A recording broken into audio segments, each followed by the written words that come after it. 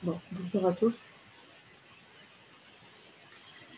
Bonjour, merci beaucoup de m'avoir invité à cette manifestation. Aujourd'hui, je vais vous parler d'Airstyle, qui est un système unique de culture sur sable qui est menacé par les changements climatiques. Donc, je suis Tissane Francis-Guérin. Je suis maître de conférence à l'Université de Paris 8, de l'ADIS, et j'appartiens au l'ADIS, qui est une UNR, donc un laboratoire CNRS de dynamique sociale et de recomposition des espaces. Et depuis 2000, je travaille sur les zones humides. Alors, la lagune sur laquelle je travaille, c'est la lagune de Sidi El-Maki, qui est une zone humide du golfe de Tunis, ancienne baie boutique, qui connaît d'importantes perturbations et mutations qui sont liées à la construction d'un port de pêche. Et ce dernier a modifié la morphologie ainsi que les activités maritimes et agricoles de cette zone. Alors, depuis l'histoire de ce milieu montre que cet écosystème est un milieu aujourd'hui naturel qui est très évolutif et original.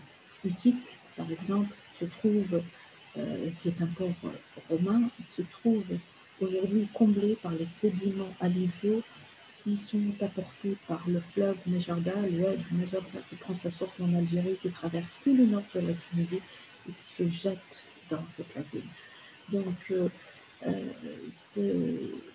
cette zone est comblée par les sédiments qui ont été apportés par ce oued Mejarda et éloigné, et Utique se trouve par exemple éloigné du rivage de 10 km. Et pourtant, dans ce milieu très évolutif, on a beaucoup d'aménagements qui ont été élaborés sans tenir compte de cette évolution naturelle. Donc, l'histoire, ces pratiques agricoles qui consistent à cultiver sur un sol sablé ont été créées au XVIIe siècle sous le règne de Othman Bey par des Andalous qui étaient musulmans et qui ont été chassés d'Espagne par Philippe III et qui se sont implantés dans cette région pour cultiver cette terre qui était au départ très ingrate. Donc, la faible profondeur de cette lagune a permis aux civilisations qui se sont succédées, les Juifs, les Berbères, les Andalous, puis les Maltais, de gagner par pulvérisation des îlots agricoles sur la mer, l'Echtire, qu'on appelle l'Echtire, c'est-à-dire petite parcelle, et à irriguer naturellement ces cultures depuis leurs racines par la montée de la nappe phréatique poussée par les mouvements de la marée. Donc, 2 fois par jour, les racines de ces cultures sont noyées par l'eau de la nappe phréatique qui monte poussée par la marée. Donc, aujourd'hui, la préservation de cette technique ancestrale d'irrigation revêt une importance particulière alors que la Tunisie, comme la plupart des pays africains, est confrontée à une pénurie croissante d'eau. Par conséquent, il est urgent de continuer à étudier pour pouvoir engager des mesures de préservation avant que ce ne soit définitivement plus possible. Aujourd'hui, la pêche et l'agriculture sont les principales activités de subsistance de cette zone. De plus, ces sites reflètent des liens étroits entre les champs cultivés, l'écosystème naturel, la faune et la flore locale, tout en faisant la promotion d'un savoir traditionnel et de la protection de la biodiversité. Les haies que vous voyez ici, ce sont des haies d'arbres fruitiers et de buissons qui servent de barrière du lagon, qui protègent les parcelles cultivées du vent, des embruns, et favorisent le ralentissement de l'évaporation et améliorent le sol. Un système donc doté de de tellement d'atouts qui rend possible la culture agricole tout au long de l'année, sans avoir besoin de recourir à un approvisionnement en eau artificielle, et ce, même lors des périodes de sécheresse. Donc, ces parcelles qu'on appelle Ramli, euh, dans le nom désigne la population de Ramla, ont une largeur qui ne dépasse pas 7 mètres, 8 mètres, donc ce sont des petites parcelles. Et les fermes sont relativement petites, puisque 81% de ces parcelles ne dépassent pas les 5 hectares. Donc ces parcelles, comme on le voit ici, sont commentées par du sable qui s'est prélevé la plupart du temps sur la plage, et que ce savoir traditionnel qui a été préservé sur plusieurs siècles permet aux agriculteurs de maintenir des parcelles grâce à une quantité précise de sable de 70 centimètres, comme on le voit ici, donc une hauteur de 70 centimètres. Voilà, vous voyez, donc ici vous avez des parcelles à marée basse et une parcelle à marée haute, et ici vous voyez la limite de l'humidité, et donc les racines peuvent baigner, et l'irrigation se fait naturellement grâce donc à un balancement vertical de la nappe d'eau douce en rapport avec la montée du niveau du lac, du niveau donc, de la nappe phréatique. Alors, notre intérêt pour ce secteur remonte aux années 2000 via un projet de coopération universitaire qui étudie sur le long terme l'écosystème de ce complexe lagunaire, impliquant plusieurs universités, les organismes, facultés de maîtres de la Manouba, de Tunis, laboratoire du LADIS, l'Université Paris 8, l'Université Paris-Sorbonne et l'ENS Ulm de Paris. On a aussi déposé un projet sur cette taille qui a été soumis dans le cadre du programme Maghreb 2022, et on fait partie aussi du programme GEMVET, qui est initié par la Fondation internationale WWF sur la conservation et le développement des zones humides à haute valeur écologique, et qui a débuté par une collecte de données dont le but est d'élaborer un diagnostic détaillé des espaces en crise de cet écosystème de Ramallah. Nos objectifs, c'est d'établir des corrélations entre les changements globaux, c'est-à-dire les changements climatiques, mais aussi locaux, comme la remontée de la nappe phréatique, l'élévation du niveau marin et les changements de l'occupation du sol, qui sont extérieurs. Le deuxième point, c'est d'analyser, de cartographier sur un intervalle de 70 ans la dynamique spatiale du paysage agraire, qui est le fruit d'un cadre géographique exceptionnel et historique assez original. Et enfin, ce travail s'appuie sur des résultats d'une enquête directe auprès des agriculteurs, les 72 agriculteurs, sur les pratiques et techniques ancestrales de permaculture, des pratiques qui sont soucieuses de la préservation de l'environnement, et un système socio-économique circulaire en montrant comment, en quoi et pourquoi ce système est maintenant employé.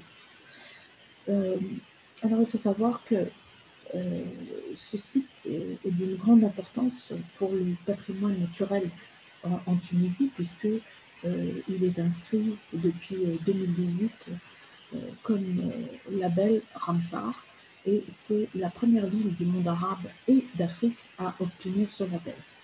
Le deuxième label qu'a obtenu l'an dernier, c'est le label CIPAM. CIPAM, c'est un label qui existe pour 22 sites seulement dans le monde. Ça veut dire système ingénieux du patrimoine agricole mondial. Et donc l'an dernier, en 2020, en juin 2020, la FAO a considéré cette zone comme unique au monde, et donc un patrimoine agricole mondial unique au monde. Et c'est une façon aussi d'encourager les agriculteurs au nombre de 300 à prendre soin de ce patrimoine qui est menacé, alors que peu de jeunes sont prêts à prendre la relève. Malheureusement, le littoral, les plaines côtières, les zones humides comme la lagune de Ramallah vont devoir s'adapter au changement climatique. Et là, on est en plein dans l'actualité du changement climatique, puisque vous avez ici deux simulations de l'élévation du niveau marin de l'ordre de 50 centimètres, et on voit qu'une grande partie de cette terre disparaîtra. Et une deuxième simulation de l'ordre d'un mètre, si l'élévation du niveau marin de l'ordre d'un mètre, et on voit que s'il y a un mètre d'élévation du niveau marin, certains arbres disparaîtront au Japon. La deuxième menace, c'est l'enclavement de cette lagune, parce que il y a une faible communication avec la mer. Il y a deux ouvertures seulement. Ces ouvertures peuvent être donc soumises à des perturbations, et on voit qu'il y a des signes de dystrophie apparaître et une baisse de la production halieutique. On a aussi ce site Ramsar et ce site Sipan est menacé par une agriculture qui est en crise, parce que les agriculteurs ont enregistré une baisse de la remontée de la nappe phréatique et un changement de sa fréquence d'élévation, empêchant ainsi le fonctionnement naturel de l'irrigation. Et puis on a un développement de l'érosion éolienne pour cette taille essentiellement constituée de sable. Et on a vu dernièrement l'interdiction aux agriculteurs de reconstituer le déficit en sable à partir des plages, donc par la PAL, qui est l'équivalent du Conservatoire du littoral en France. Et puis on assiste aussi au déclin de l'agriculture qui se limite à quelques variétés dominées par la pomme de terre essentiellement, et ça c'était le résultat d'une enquête qu'on avait faite en 2018. Et puis ces techniques pratiquées par les anciens n'est plus transmises aux générations suivantes. Et enfin, certains agriculteurs envisagent de vendre ou de louer leurs biens fonciers. La quatrième menace, c'est l'extension du bâti. Comme on le voit sur cette photographie aérienne, l'une de 1962 et l'autre c'est une image Google de 2018, on voit l'extension du bâti et même à l'intérieur de la lagune, ici, mais aussi surtout sur cette plage qui est c'est une étroite bande de sable, donc qui est très fragile. Donc il suffit d'une tempête pour que ces habitations se retrouvent dans l'eau. Mais qu'à cela ne tienne, on continue à construire sur cette terre. Donc là, c'est une cartographie que l'on a faite sur l'extension du bâti depuis 1982.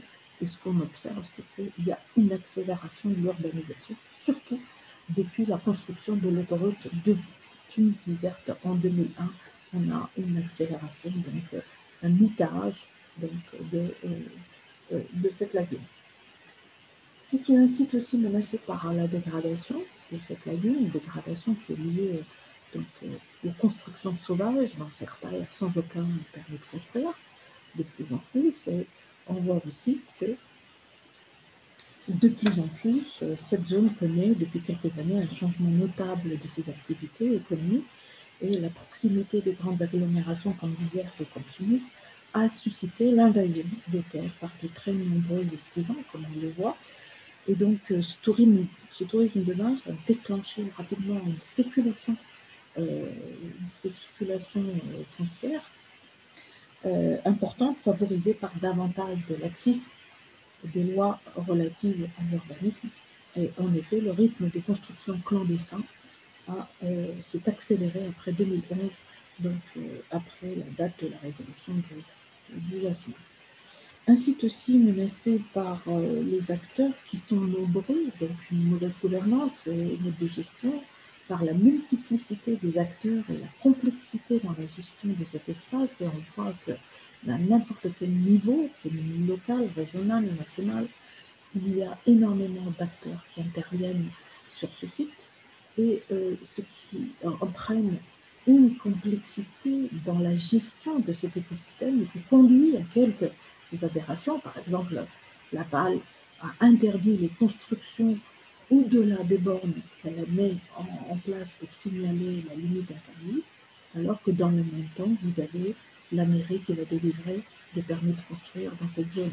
Vous voyez ici que ce soit cette photo, nous avons au-delà de cette borne la construction de maisons et de restaurants. Donc ici, ce sont des permis de construire,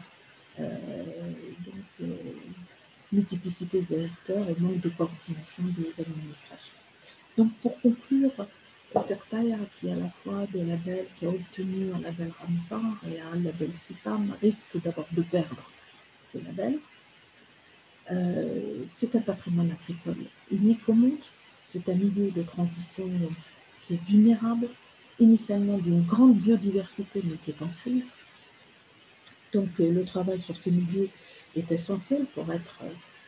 ces zones humides jouent un rôle essentiel dans la résilience du milieu et sont des espaces qui sont remarquables en termes de capacité à faire vivre des territoires. Ils constituent l'enjeu d'une confrontation qui oppose le fonctionnement d'un système naturel aux nécessités d'un système économique et social. Et la question de la préservation de ces zones face à l'urbanisation et celle des usages de ces zones humides dans un contexte de changement climatique font que ces espaces représentent un enjeu très fort du développement durable. La question de la gouvernance des ressources au niveau des zones côtières, notamment après la résolution de 2011, ces édifices installés ont contribué au dysfonctionnement des échanges entre la lagune et la mer, et la mesure précise de ces dysfonctionnements dans le temps permettra d'apprendre des erreurs passées afin de pouvoir prendre les mesures nécessaires pour essayer d'en limiter les conditions, les conséquences actuelles. Voilà. Je vous remercie de votre attention et encore merci à l'organisation de m'avoir invité. Au revoir.